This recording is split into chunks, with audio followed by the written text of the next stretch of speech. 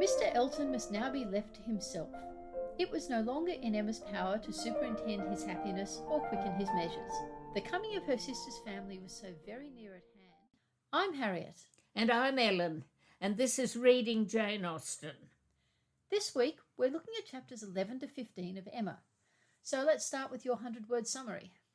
The John Knightleys arrive for a 10-day Christmas visit. Isabella and her father discuss doctors' gruel and sea bathing. Mr. Knightley pays an evening visit, and he and Emma, now reconciled, keep the peace. A visit to the Westons of their own special set is planned, but Harriet develops a sore throat and cannot go. Throughout the evening, Emma is made uncomfortable by Mr. Elton's increasingly possessive attitude to her.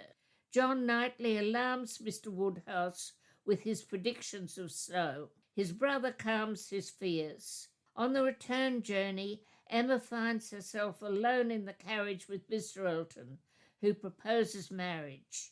Emma feels insulted and suggests he means Harriet. He is in turn insulted. Okay, so mine is John and Isabella Knightley and children arrive for a visit. Mr. Knightley comes to dinner and he and Emma stop fighting. At dinner, they run conversational intervention between Mr. Woodhouse, Isabella and John. On Christmas Eve, there is a small party at Randall's. Harriet is sick and can't come, but Mr. Elton is there. Emma starts to think John might have been right when he said Mr. Elton was interested in Emma. It starts snowing, and after a brief panic, everyone leaves quickly. Emma is alone in a carriage with Mr. Elton, and he declares his love for her. Right. We covered pretty much the same ground, which I guess is not surprising. But not in the same words. No. So I really enjoyed these chapters. So did I. And I've really got fond of Emma now. Instead of thinking her sort of silly and conceited, I think of her as this sort of charming girl who really doesn't know what she's talking about and lets her imagination run ahead of her. So in these chapters, we're introduced to the John Knightleys, to John and Isabella. Yeah. And I think I said this last time, but I just want to reiterate, when Mr. Knightley said to Emma that men of sense don't want to marry silly women, he doesn't need to look too far for his counterexample. No. Because John and Isabella, they're another case we've seen before in Austen of a sensible man and a silly woman, but this is so much more in the vein of, I think, Sir Thomas and Lady Bertram rather than the Bennets and the Palmers, in that John accepts that Isabella is silly. He's a bit more grumpy like Mr. Palmer, so he does criticise her somewhat, but you get the sense he is basically very happy. He loves his children. He doesn't want to go out to parties. He just wants to stay home and be a homebody. Yes, though somehow I don't think Isabel is as silly as the others. I mean, she takes a lot more responsibility than Lady Bertram does. I mean, she organises her children's life. She organises all those things. Her husband goes along with it where he thinks it's sensible, intervenes where he thinks it isn't. But basically, he lets her do what the doctor suggests. Yeah, he doesn't agree, but he is clearly a devoted father. He likes the children and she does one thing and he does another. You have that fun bit where Mr. Woodhouse and Isabella are on the same page of what a pity it is that Miss Taylor had to get married, almost saying how unreasonable it is of Mr. Weston to want her at home every night. Yep. And John and Emma sort of laughingly take the side of Mr. Weston. Yes. It's good-natured, but it's also, I think they're both a bit trying to steer the others away from going down this path of how bad it is. Yeah, well, of working one another up. Yeah. Into being distressed about it, Yes. instead of just thinking that's happened. Yeah. Emma is always worried when John's there that he's going to upset Mr. Woodhouse. With reason. Yeah. I mean, he's always doing it, almost deliberately, as he does later. I mean, it says it did not often happen, for Mr. John Knightley had really a great regard for his father-in-law and generally a strong sense of what was due to him. But I do think that when he gets annoyed about something, like he is when he feels like he's being told he should have gone to Cromer, and then particularly later on when he's annoyed about having to go to the Westons, and then he's annoyed about the snow, I think it's like, I'm not happy, so I'm going to make someone else unhappy, and that someone else is going to be Mr Woodhouse because I know how to make him unhappy. I do like the bit at the start of chapter 12 where it says that Emma has decided it's time for her and Mr Knightley to become friends again. Oh. And so she deliberately sets it up so that when Mr Knightley arrives, she's holding the baby because she looks good with a baby. It does suggest that it's semi-accident. It says, and she hoped it might rather assist the restoration of friendship that when he came into the room, she had one of the children with her, the youngest, a nice little girl about 8 months old. I suppose maybe it's happenstance, but as he walks in, she thinks, yes, this is the perfect setting. But again, we have that lovely banter between them. It does seem like Emma has made the mature decision that we need to move on from this, and they basically agree to disagree, but they laugh about it as they're doing it. Yes. I suppose this also tells us this is a long way from being the first time they've had these disagreements. This is something they've done, for a long time. I do think, though, that this Harriet and Mr Martin thing is the first time they've had a really, really big fight about something. I think you're right there, but I also think that Emma really doesn't realise quite how serious it was and, how badly Mr Knightley has taken it. But he, again, is prepared to keep going together. I think, though, this whole background to this bit of the plot is that Emma really doesn't understand the social world. She thinks she knows all about it, and she's put everyone in their proper slot. Yeah. And she keeps on being told that, no, she's got it wrong. That's not the slot other people think they belong in. I think the really lovely thing in this chapter is this ongoing sort of clash between Isabella and Mr Woodhouse about health, and the setting up of Mr Wingfield versus Mr Perry and of Southend versus Cromer. And while the two Knightleys are off on one side of the room talking about Donwell business, Emma is monitoring the conversation, and when she feels it's going down a dangerous path, she says, but you haven't yet asked about Miss Bates, and then that goes down a different dangerous path. And then later on, when it gets back to Southend versus Cromer and John Knightley gets really huffy, then George Knightley, like Emma, runs the same sort of... The lovely thing is they immediately go into partnership. Yes. To moderate the problems here. They're using the same techniques. They both know what needs to be done. Yeah, well, they've both had a lot of practice calming Mr Woodhouse. They don't really need to calm Isabella. Well, Mr Knightley comes into it mainly when it's John Knightley upsetting Mr Woodhouse, and he diverts John Knightley. Emma is the one who's working between Isabella and Mr Woodhouse. And she diverts Isabella. Yeah. She's probably has had a lot of experience, not so much of them clashing as just, as we saw in the previous chapter, keeping them from going too far down a path. Yes. Pulling them back, diverting them so that they don't get too stressed about anything. Yes. It's such lovely, funny dialogue. I guess because I'd always found Mr Woodhouse a bit irritating and Isabella a bit irritating, I hadn't taken that short step back, just look at this from a distance and say, actually, it is really funny, and one of the things that makes it really funny is Emma's intervention and Mr Knightley's intervention. They stop it from going too far, not just for the two protagonists, but also for the reader. Yes, yes. Just one little point I'd like to pick up there, that when Isabella is boasting about the air around Brunswick Square, she isn't in fact really fantasising in the way one tends to assume. Because if you look at the map of London at that time, you realise the air around Brunswick Square probably was better. Brunswick Square had only just been built in 1800, the houses have just gone up, and so it was not in the middle of a whole lot of other houses puffing out coal smoke all the time. In fact, it was right on the edge of built-up London, in sort of the northeast of London, and to the south of them, if you look on the map, they're next to Coram's Fields, which was a great estate that had been donated to charity, where the Foundling Hospital was built. So whereas the people who lived in Mayfair and Sense and Sensibility, it's southwest of Brunswick Square. Uh-huh. And all the houses had been built in the early 1700s, and coal smoke from north, south, east and west would be blowing onto them. Uh-huh. Whereas where Isabella and her children are living, they only get coal smoke from the southwest. Uh-huh. And if the prevailing winds are from other directions, then they get nice and fresh... so when she says, "No, indeed, we are not at all in bad air. Our part of London is very superior to most others. You must not confound us with London in general." She is, in fact, telling the truth. Yeah.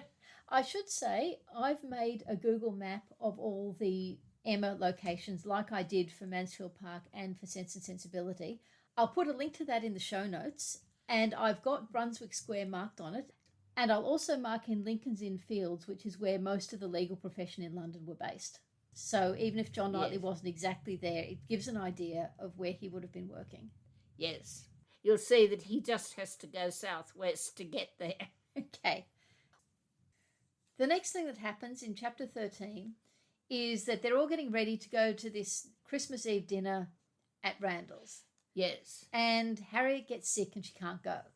I've tended to see Emma's relationship with Harriet as Harriet is sort of her pet and her project. Yes. But she actually goes and she sits for a long time with Harriet when she's sick, when Mrs. Goddard can't be there. Yeah. That can't honestly be all that much fun for Emma, but she does it because Harriet is sick and it's good to have someone sitting with her.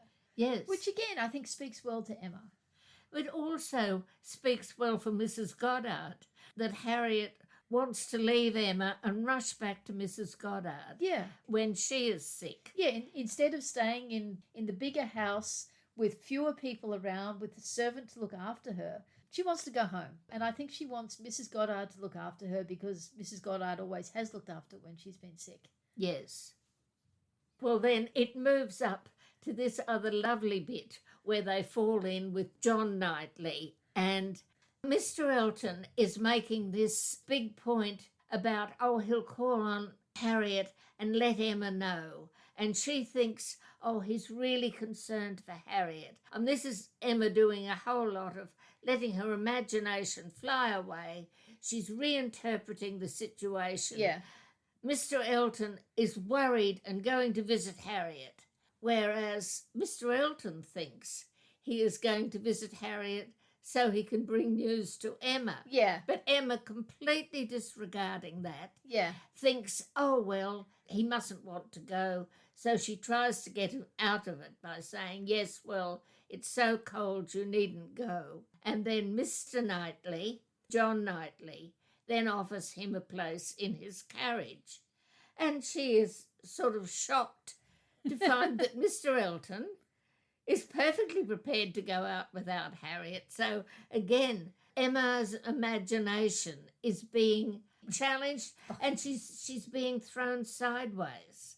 She's sort of confronted with a reality that doesn't fit her story, but then she just twists things to make it work and says, some men do want to go out all the time. Yes. And that doesn't change anything. Yes. Then, of course, Mr. John Knightley immediately sees what's going on because these Knightley men, they're not stupid.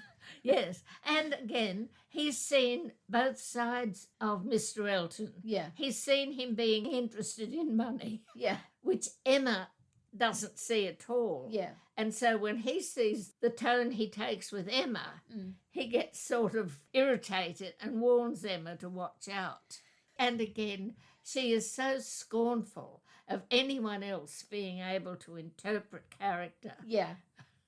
John seems to be quite agreeable when he's talking to Emma and sort of giving her this warning about not encouraging Mr. Elton. But then as the evening moves up and he has to get ready to go out to visit the Westons, we start to see John moving into a seriously grumpy state. Yes. Because he just doesn't want to go.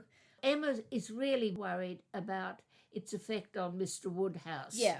And Emma doesn't particularly care for herself. I don't think she particularly likes him being grumpy, but it doesn't bother her. She worries about... she is so nervous for Isabella and Mr. Woodhouse. Yeah. It actually says she doesn't argue with him. She could not be complying. She dreaded being quarrelsome. Her heroism reached only to silence. Yes. So she doesn't want to start a fight, but she's not going to agree with him, so she just Yes. shuts up. And he doesn't care. Yeah. The way Mr. Elton is behaving in the carriage when he's not really seeming particularly concerned about Harriet, she does start to feel that maybe there was something in what John said. Yeah, she starts to have doubts, and all the evidence she should have been using for the last 2 or 3 days is gradually coming to... Yeah, she starts to think about it again. And remember, after the big argument with Mr. Knightley earlier, it did say Emma was rather frightened with some of the stuff he'd said, but then she rationalises it to herself. Yes. And once again, we have a Knightley challenging her, and she dismisses it. She rationalises it away initially, but this time she's starting to get more evidence that he might have been right. Yes.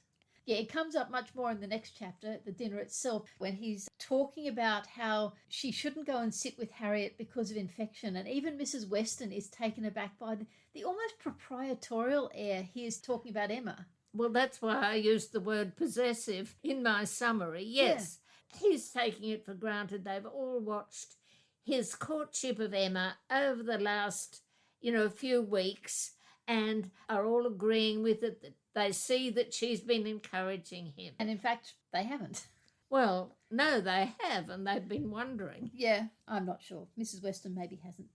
The other big thing we get is the stuff about Frank. She's very cleverly introduced the next mystery or puzzle. Yeah, or plot point. Or plot point in here, so that she doesn't pull down a shutter on the Harriet and Mr. Elton and start again. And what we're also leading up to with that is the next battle between Emma and Mr. Knightley, which is a sort of the very simple one about Frank Churchill's personality, which is a much lighter thing than the one about Mr. Martin. Yeah. In this one, we just get Emma talking to Mr. and Mrs. Weston about Frank Churchill. And, Mr. Weston is trying to be so positive about how confident he is that Frank will come. Mrs. Weston is a lot less certain, and you get the sense she's also really worried that first she's nervous about meeting Frank herself, but she's also worried about Mr. Weston being disappointed.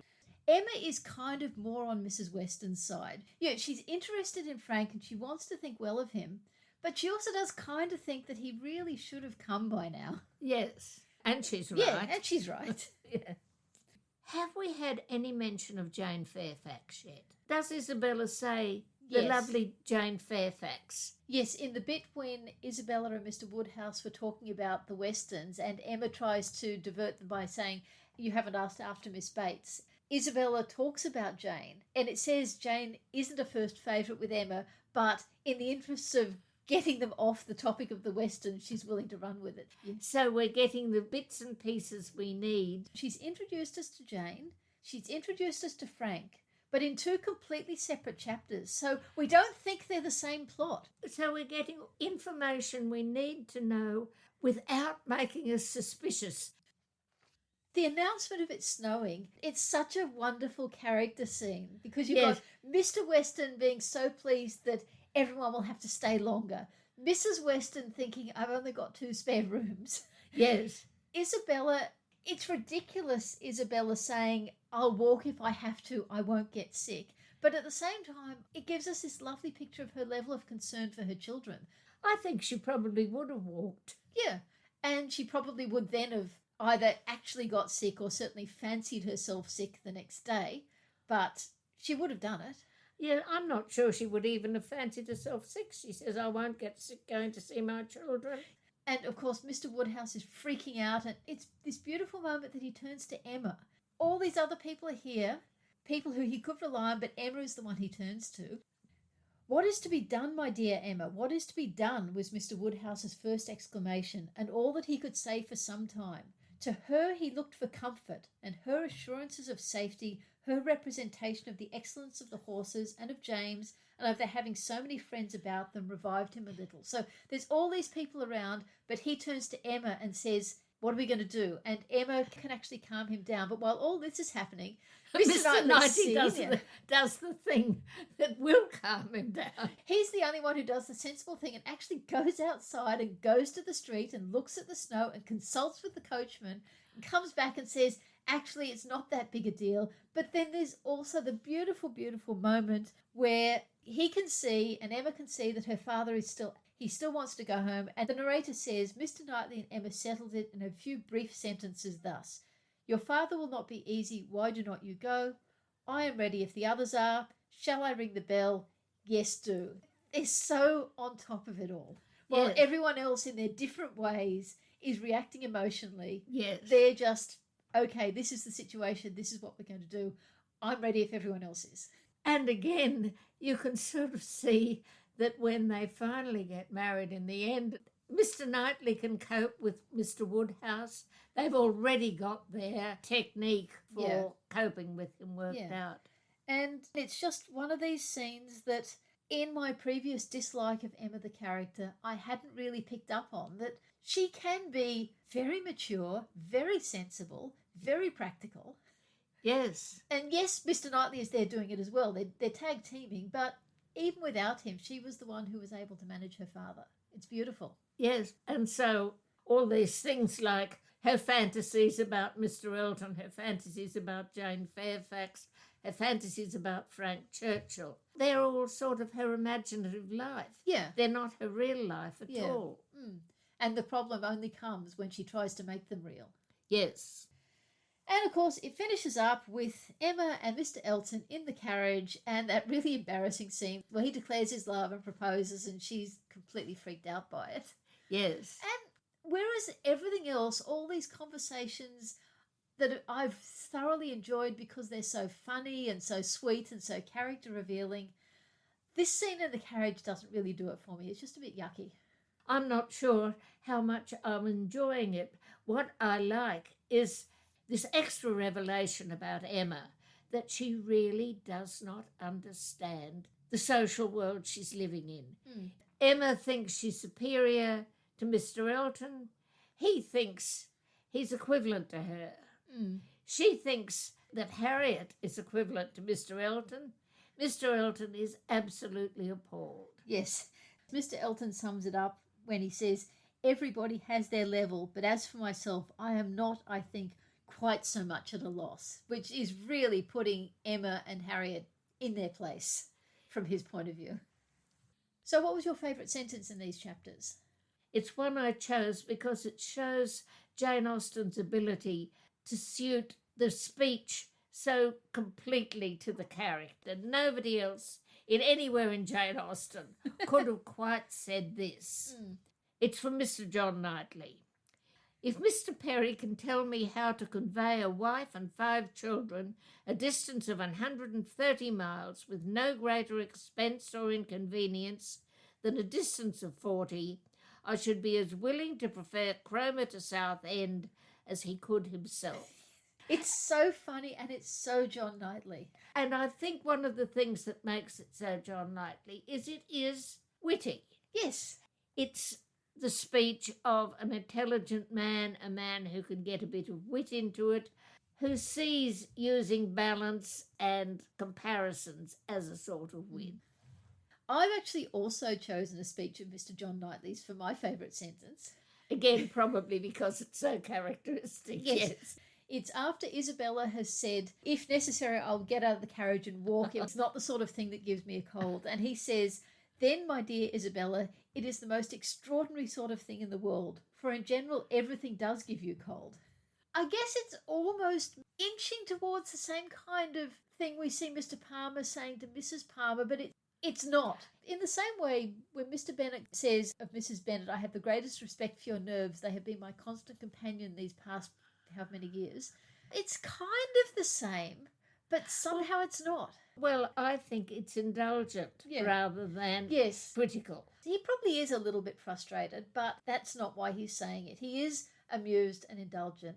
We have talked a fair bit about John and Isabella when talking about the chapters, only because I couldn't find an episode in which we could talk about them as the characters, because there are so many amazing characters in Emma. So we had to talk about them in the chapters here.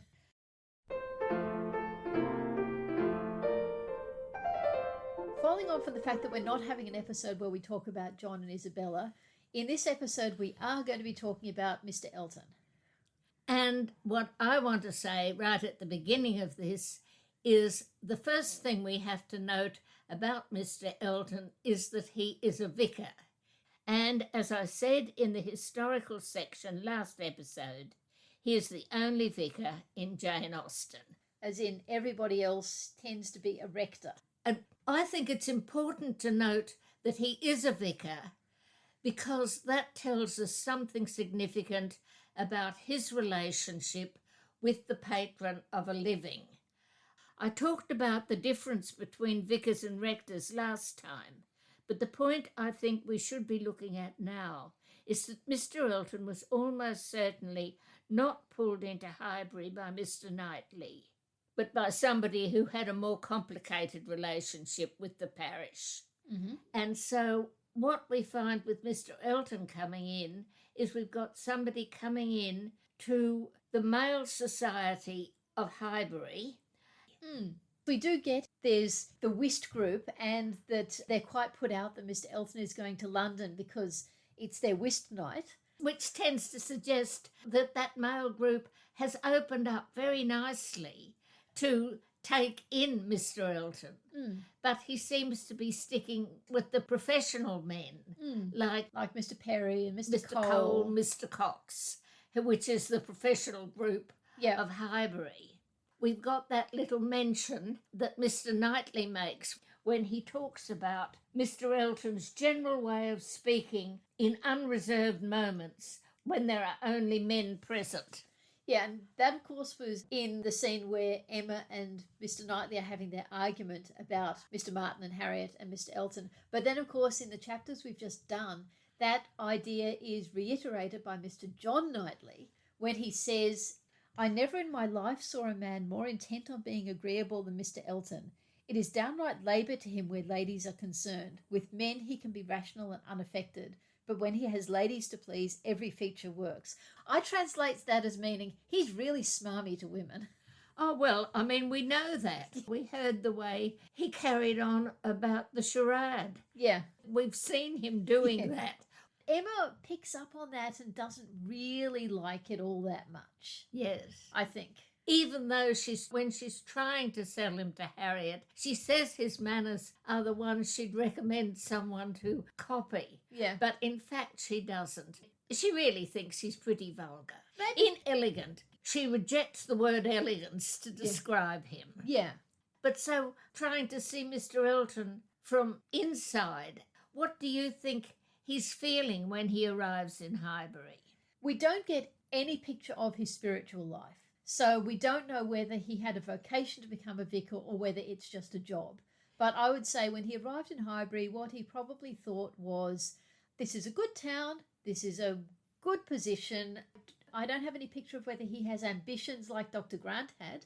He could well have just thought, okay, this'll do me, it's comfortable, there's these men I get on with, I'll probably get married at some stage, because it does say he was living alone but not liking it, so he does want to be married. I don't think when he arrived in Highbury he had any plans to make it a short-term thing and get out quickly. I think he was probably just seeing it as in 5 years I'll probably still be here. Well, you know, again, I tend to see him thinking of it as a sort of a step up in the world. He's obviously got a reasonable sized private fortune. Yeah. This, according to Jane Austen, is not a particularly good living, but what it would do is give him a position as gentry, as a gentleman. One of the things that it's sort of slightly hard to sort out is what he thought about Emma. And did he, in fact, start to pursue Emma, or did he simply misread Emma's attempts to get somebody to play cards with her father? I think he misread Emma's signals. I do not think he came to Highbury and he made his first visit to Hartfield thinking that he would be able to get Emma. I think your picture you said earlier is that he saw himself on a level with Emma and Harriet as below a line. I think it's more likely he saw there was a line between him and Emma, and he would not have necessarily planned to cross it, but he thought he was getting signals from Emma that said she was interested. And we know he's not in love with Emma, but he probably sees that as a really good opportunity. I suppose the situation I see it is that he arrived in Highbury. Emma started inviting him to come and play cards with the old ladies and her father. And then she suddenly got her wonderful idea about Harriet, so she invites him even more. He then misreads this signal completely and thinks this is a really good chance for me. But when Emma refuses him, it doesn't take him very long to get over his... I don't think he's heartbroken. I do think he's probably embarrassed, and that's why he leaves. And insulted. I think he's also insulted. Yes, I think he's truly insulted that she puts him on a level with Harriet. Yes, I mean, that's the insult. Well, and also as far as he can see, when Emma starts inviting him in, he does know he's good looking. He thinks he's got this selling himself to ladies technique, this very smarmy way of talking. Yeah. He thinks it's all working. He then gets insulted. Yeah. Of course, he's misread Emma, Emma's misread him, and we think, how stupid is Emma that she's misunderstanding everything he's saying. But as I think I said last time, in that scene when Emma and Harriet go to the vicarage, how does he miss the fact that Emma is deliberately throwing him and Harriet alone together? He's now got his picture of what's happening. Just as Emma is missing the signals that her picture is wrong, so he is missing the signals that his picture is wrong. Yes, we can say one's as bad as the other in that case. Yeah. Yes. But anyway, once he's got over his embarrassment, he doesn't take long to find himself another wife. I think John Mullen points out that after Charlotte and Mr. Collins, Mr. Elton and Mrs. Elton is the shortest courtship in Jane Austen. Oh, right.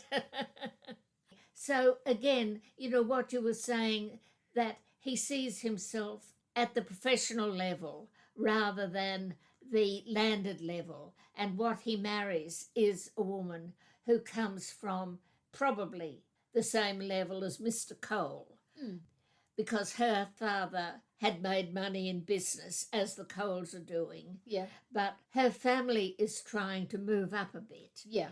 After the marriage, do you think he's ever embarrassed by Mrs. Elton's pushiness? It's hard to know, isn't it? But most of her boasting about him is behind his back. True. But then I suppose the other thing coming out of it is, what about his vocation? What was he doing? Because we've got Mrs. Elton thinks he's working very hard. And my feeling is, in fact, he'd got himself into a job that did involve quite a bit. As I said in the historical section last time, in Highbury, his work was not just the pastoral care described by the ordination service that I talked about previously. The parish at that stage was the lowest level of civil government, and the incumbent, that is, the clergyman, chaired the vestry, which was the parish council, which was where the members were elected by the ratepayers. But it didn't only look after the church, but in a large parish like Highbury, it decided on the rates, it appointed all their parish officials, and he's obviously busy, and these people are after him. And so we get Mrs. Elton describing his day. He really is engaged from morning to night. There is no end of people's coming to him on some pretence or other. The magistrates and the overseers and the church wardens are always wanting his opinion. But she only talks about his administrative role. She doesn't talk at all about his pastoral role. We do know that he was making a visit to that poor family, but when he bumped into Emma and Harriet on the way, he sort of turned off. I guess you could say he felt he'd go tomorrow because they just had a visit from Emma today. And then similarly, he was going to call on Harriet because she was sick.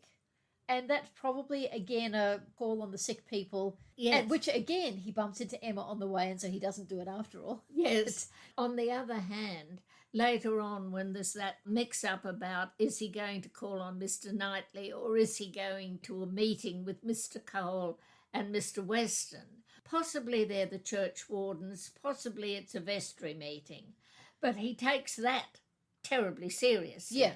So he tends to take the civil side of his occupation seriously and will throw a sop to the pastoral side. Yeah. So I guess at the end, What do we think of him? I mean, I don't particularly like him. I think he's more intelligent than, say, Mr Collins. Oh, yes. But he's got a tougher job. Mr Collins only had to suck up to Lady Catherine. yeah, And Mr Elton has got to hold his own with a whole string of men who know what they're doing, who Yeah. are building careers for themselves. and he's not a villain like Wickham. We've got the Jane Austen charming, the Wickhams, the Willoughbys, the Henry Crawfords, the Frank Churchills when he appears. He's not one of them, but maybe he could have been in a different book. He has this sort of smarmy charm that certainly works for some women. He's good looking. Actually, it certainly works for the teachers and the girls at Mrs Goddard's. Yeah. So he's kind of that ilk, but he doesn't fit that role in the structure of the book. He fits a different role in the structure of the book, which I guess is a bit more like the Mr Collins role, but he's not really comparable to Mr Collins because he is more intelligent, more personable. As you said, he has a tougher job. I think he is genuinely and understandably misled by Emma. You can't blame him for that. But yeah, when he's insulted and offended by Emma and he goes off and marries Mrs Elton, I'm sure he could have found someone nicer than Mrs Elton if he'd waited a bit longer. He could have got a Charlotte Lucas. Yes. Which would have been better all round, except maybe for the Charlotte Lucas person. But nothing like as good as the comedy for the book. He chose a wonderful comedy character for the book. Yes, there's that.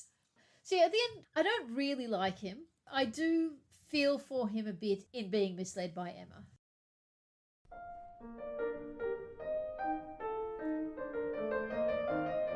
In the chapters we've just been discussing, we learned quite a bit about two non-speaking characters, the apothecaries Mr Perry and Mr Wingfield. In my historical background piece for one of the Sense and Sensibility episodes, episode 9, I mentioned that those who provided continuous health care for families had begun to describe themselves, at least to one another, as surgeon apothecaries. In 1783, for example, a listing of medical men for Surrey, where Emma is supposed to be happening, recorded 63 surgeon apothecaries, 8 physicians, and none at all as either surgeons or apothecaries. So there was no one calling themselves just a surgeon or just an apothecary. They were all surgeon apothecaries. Yes, unless they were physicians. Yes. To look at the background for Mr Perry and Mr Wingfield, I'd like to refer to a real-life surgeon apothecary named George Man Burroughs, who was born in 1771 and went to the King's School, Canterbury, until he was 16, and then was apprenticed to a surgeon apothecary. When his apprenticeship was completed, he spent some time gaining further clinical experience in Guy's and St Thomas's hospitals, and then in 1793 joined the College of Surgeons and the Society of Apothecaries and established a successful practice in London. These organisations that Burroughs joined were two of the 3 wealthy London professional societies established at different dates by Royal Charter: the Royal College of Physicians, the Royal College of Surgeons, and the Society of Apothecaries. Their aim was to promote and protect the interests of the 3 types of medical men: the physicians, the surgeons, and the apothecaries. It was, however, no more necessary to belong to any of these organisations to practice as a medical man than it would have been for Mrs Ford to join the Worshipful Company of Haberdashers before she could open her shop in Highbury. And there's a fair chance she didn't, in fact, join the Worshipful Company of Haberdashers. I think it's most unlikely, yes. I've decided to devote the rest of this talk to looking at a series of events that transformed this situation and that took place while Jane Austen was actually writing Emma. In July 1812, a year and a half before Emma was begun, a meeting was held in London at the Crown and Anchor, a public house on the Strand that, like the Crown in Emma, provided facilities for public meetings. The meeting was held to protest at a rise in the tax on glass and was attended primarily by apothecaries and surgeon apothecaries, but it broadened into a discussion of the status of their profession. It was decided that they should form a society to deal with their concerns, and what was initially called the Association of Apothecaries and Surgeon Apothecaries, the AASA, was formed and a committee elected, and the chairman was George Mann Burroughs. This committee met many times between July and November 1812, and it finally concluded that its primary aim should be placing the apothecary, the surgeon apothecary, and the practitioner in midwifery under the direction of a proper controlling body. They felt that this could best be done by an Act of Parliament which nominated the controlling body, which would then hold examinations and issue licenses to practice. And all those attempting to practice by calling themselves apothecaries or surgeon apothecaries without holding such a license should be liable to prosecution. Oh, okay. The committee then drafted what they believed would be a suitable Act of Parliament and sent copies of it to the three medical societies.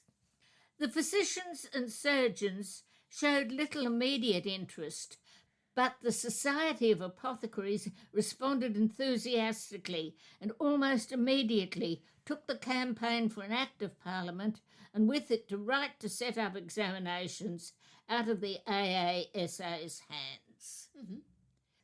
The Society was one of the City of London livery companies. In 1813 it had a handsome building, Apothecaries Hall, in Blackfriars, where its governing body, the Court of Assistants, met.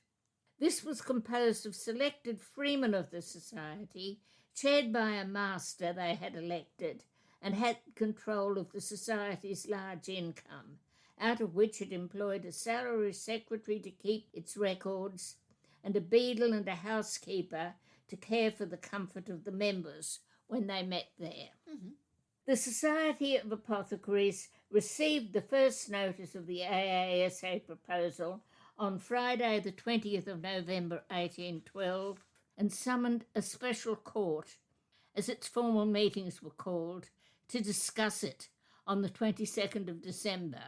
It met again on the 4th of February 1813. When one looks at the minutes of these meetings, which I have done, one sees that the members felt that if an act was to be proposed, they should take control.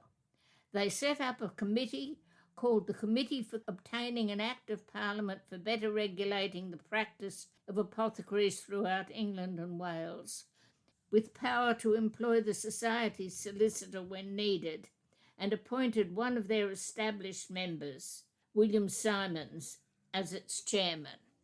Throughout 1813, this committee pursued its attempts to draw up a satisfactory bill.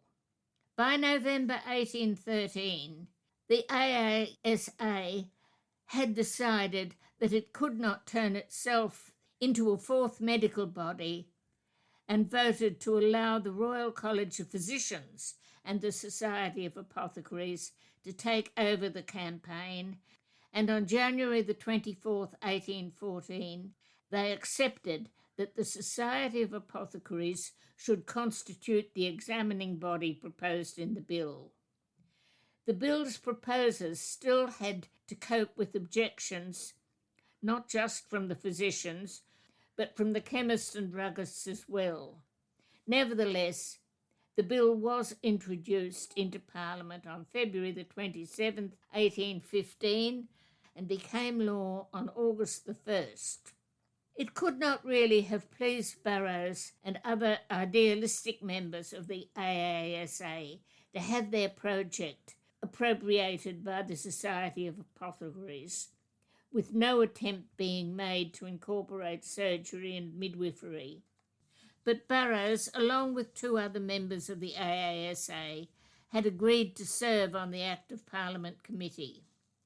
Once the Act was passed, however, Burroughs withdrew from the campaign, and in 1823 he wrote an account of how appalled he had been by the way the Court of Assistants, that is the ruling body of the apothecaries, set up the longed-for Court of Examiners, which was to grant licences to all future apothecaries. Most of those appointed, he wrote, had no idea of its purpose, and the proceedings were dominated by Simons, the Act Committee's chairman, who immediately assumed the position of chair of the Court of Examiners and appointed his son-in-law to the salaried post of its secretary. Modern historians have been very critical of the actual Act of Parliament, arguing that in many ways it straitjacketed the profession.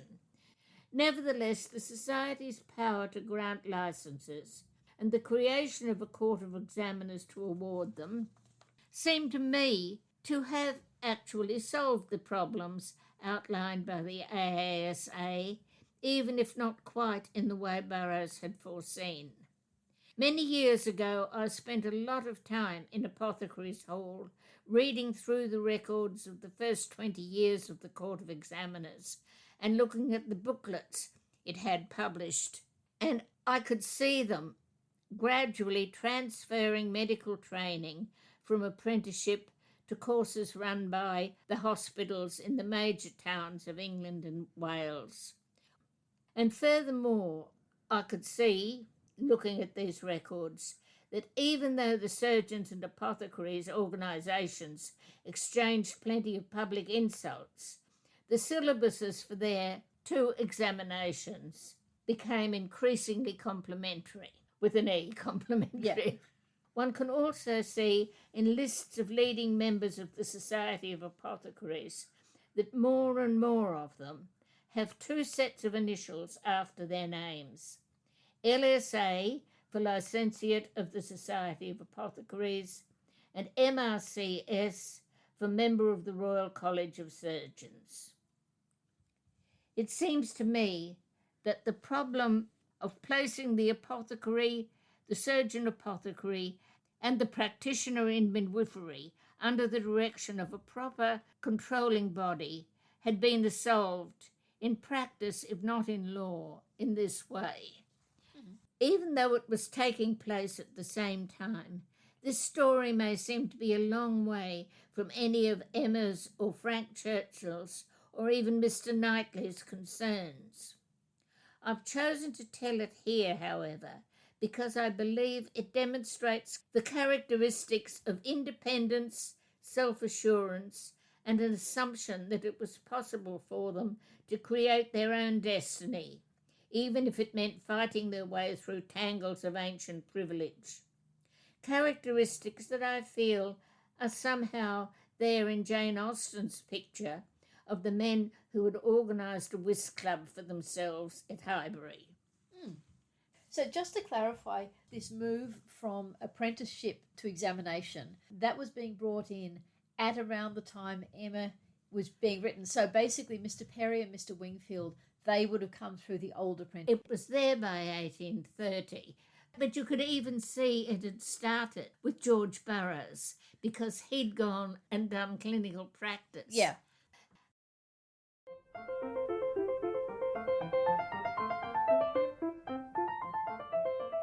For this episode of our Emma season, I'm going to be talking about the other 1996 adaptation of Emma, the ITV telemovie with Kate Beckinsale as Emma and Mark Strong as Mr. Knightley. Now, this was made 1 year after the BBC Pride and Prejudice, and it's, I believe, largely the same production team, but specifically it's written by Andrew Davis. And so, like the Pride and Prejudice, it does keep a lot of the original dialogue, but whereas Pride and Prejudice had 6 episodes, this one is just one telemovie, so obviously had to make some big cuts to the plot. So just talking briefly, first of all, about some of the actors in it. In terms of ages, this time we have an Emma who is 23 and a Mr. Knightley who is 33. It's 1 year less age difference than in the other 1996 version with Gwyneth Paltrow and Jeremy Northam. But I think because Jeremy Northam looked quite young for his age and is quite conventionally attractive, he seemed right from the start much more like a viable partner for Emma, whereas in this one, there's a much better chance, I think, you won't see Mr. Knightley as a potential husband for Emma from the start, because he does look older than her, and he's just a bit less pretty than Jeremy Northam. All right, yes. Harriet is played by Samantha Morton, who was 19 at the time. Mr. Woodhouse is played by Bernard Hepton. He was 71. Jane and Frank are both 28 years old. Now, it's interesting that Kate Beckinsale, after this, in 2016, she played Lady Susan in Love and Friendship, which was based on Lady Susan. So she's the only actress I'm aware of who's played a Jane Austen heroine twice, if you consider Lady Susan a heroine, which is, I guess, arguable. Both Bernard Hepton, who's Mr. Woodhouse, and also Samantha Bond, who is Mrs. Weston, they were both in the 1983 Mansfield Park as Sir Thomas and Maria, respectively. And Mrs. Elton is played by Lucy Robinson, who was Mrs. Hurst in the 1995 Pride and Prejudice. She really moved up a part, didn't she, from Mrs. Hurst to Mrs. Elton? Yes. A couple of other notes on characters generally. Mr. Woodhouse in this one isn't really querulous enough. He doesn't seem as anxiety-ridden. You know, the real trouble with Mr. Woodhouse is to make him likeable, isn't it? He's neither likeable nor dislikable. He's just there. Miss Bates, in the Miramax 1996 one, they cast Sophie Thompson, who has great comic timing. She deliberately played up the comedy of Miss Bates. In this one, Miss Bates is played by Prunella Scales. She was in 40 Towers, wasn't she? She was his wife. So again, a top-notch comic actress who again played up the comedy of Miss Bates. But in the Box Hill scene, both of them do suddenly make you see Miss Bates as a real person. Yes. I thought Sophie Thompson possibly did it a little bit better. You could just see the pain in her eye. In this one, Prunella Scales actually almost starts to cry. It's a little bit less subtle, but it serves the same effect. So because this is a telly movie rather than a series for television, unlike the year before's Pride and Prejudice, but also unlike the 1971 version of Emma, this doesn't have the capacity to keep all the details of the plot. It's much more like the Miramax 1996, where it has to sacrifice some of the plot to fit into what in this case is a 1 hour and 47 minute time frame, which makes it the shortest version of Emma. Now, the Miramax version with Gwyneth Paltrow, it sacrificed the Jane and Frank plot. And I think I talked about that last time. Yes. This one, on the other hand, sacrifices the Harriet plot. So what? So there is no Harriet? Oh, no, I'm not saying there's no Harriet plot. But, for example, there's no riddle book. There's no charade. There's no visit to the poor and therefore no visit to the vicarage. There's no encounter at Ford's with Miss and Mr. Martin. It does have the visit to the Martin farm, but so much of that plot is just cut right back. And I think perhaps most significantly, there's not really any ongoing unhappiness about Mr. Elton. Emma tells her and she's sad and then she moves on. You don't get that persistent Harriet going on about Mr. Elton. So you don't have the precious treasures. I can't remember the precious treasures. I didn't write any notes about the precious treasures, so that almost certainly means they weren't there. Yes. So overall, I kind of felt Harriet was just a bit nothing in this production. She didn't bother me, but I just felt that story was just not of particular interest to Andrew Davis when he was writing the script. Yes. And so that was what he sacrificed. On the other hand, what he did not sacrifice was the Frank and Jane plot, which is far stronger than it was in the Miramax version.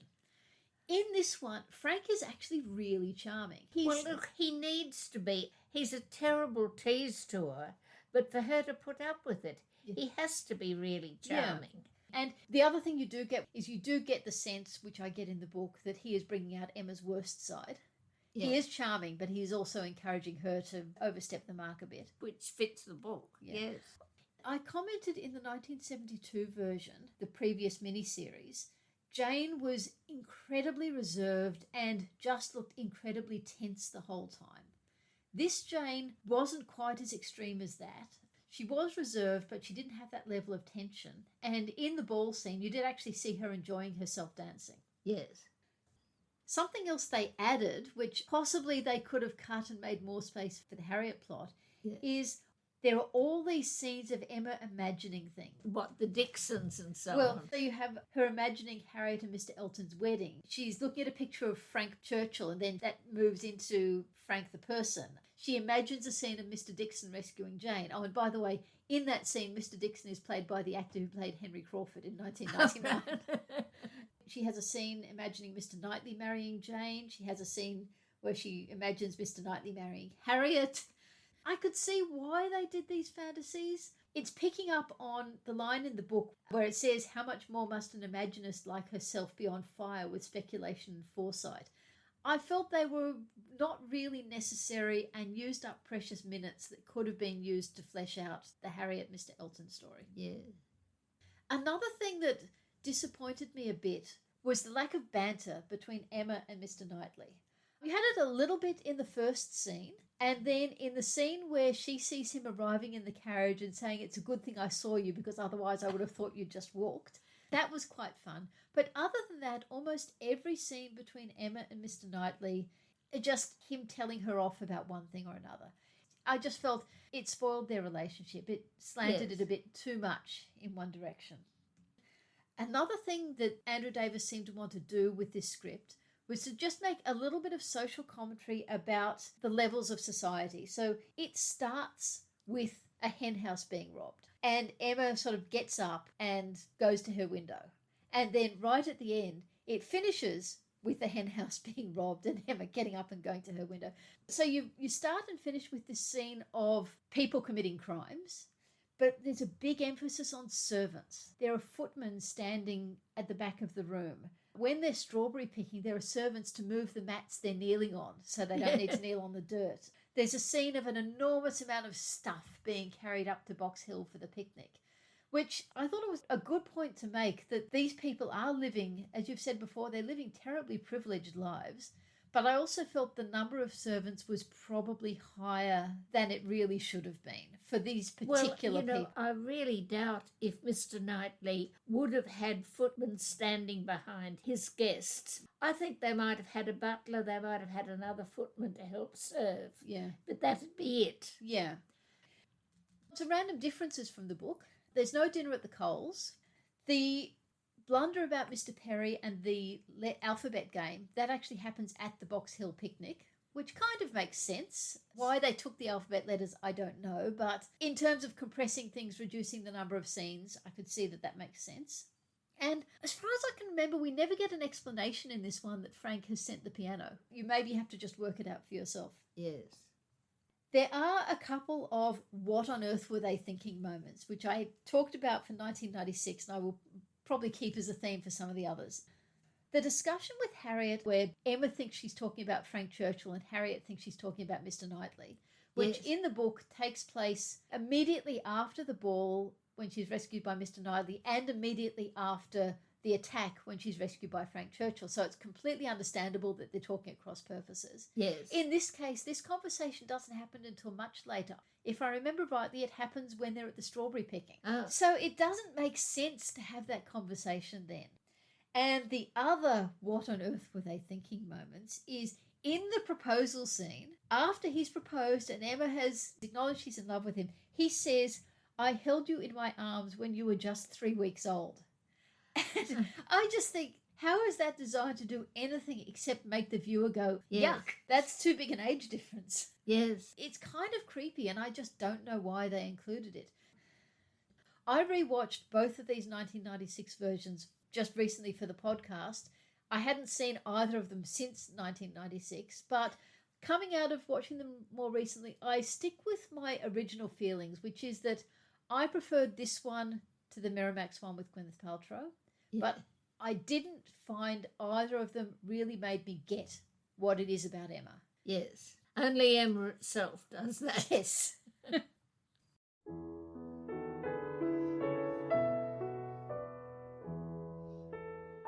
You've been listening to the Reading Jane Austen podcast with me, Harriet. And me, Ellen. In our next episode, we'll be looking at chapters 16 to 21 of Emma. The structure of this podcast was inspired by Harry Potter and the Sacred Text. Our music is Creative Commons performances of pieces Jane Austen might have listened to. You can find us on Facebook at Reading Jane Austen and our website readingjaneausten.com. You can email us at readingjaneausten.com or rate and review us in your podcast app. We hope you'll join us next time.